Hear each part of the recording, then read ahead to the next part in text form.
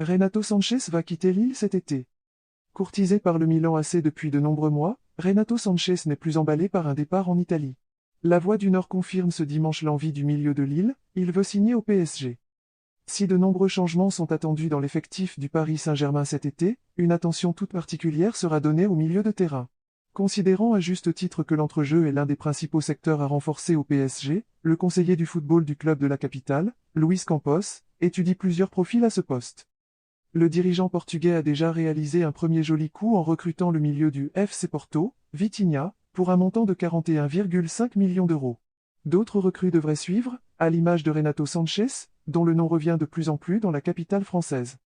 Sanchez a bien snobé le Milan AC. Longtemps attendu au Milan AC, qui a entamé des discussions avec Lille depuis plus de 6 mois, l'international portugais se dirige finalement vers Paris. Emballé par la perspective de retravailler avec Christophe Galtier et Campos, deux hommes qu'il a côtoyés au LOSC, le Dog a renoncé à rejoindre le club italien et fait désormais d'un départ au PSG sa priorité. Ce dimanche, la Voix du Nord confirme l'envie du joueur passé par Benfica et le Bayern Munich. Si ses jambes sont à Camphen-en-Pével en début de semaine, sa tête sera bel et bien à Paris. L'international portugais de 24 ans veut désormais rejoindre le PSG et tourner le dos au Milan AC, affirme le quotidien régional. Le PSG connaît le prix de Sanchez.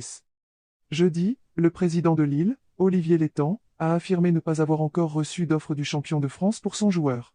On a vu beaucoup de rumeurs sur des offres, mais on n'a reçu aucune offre du PSG. D'autres clubs sont intéressés, notamment un très beau club européen, qui lui nous a déjà fait des offres, a-t-il indiqué, en faisant référence au Milan AC. Les Rossoneri ont proposé 15 millions d'euros au LOSC pour racheter la dernière année de contrat de Sanchez. Une proposition qui convient au champion de France 2020-2021. S'il souhaite boucler rapidement ce dossier, Campos sait donc ce qu'il lui reste à faire. Pensez-vous que Renato Sanchez est une bonne recrue pour le PSG? Écrivez ce que vous pensez dans les commentaires. Et surtout abonnez-vous au Maestro pour avoir les dernières exclusivités. Je vous remercie.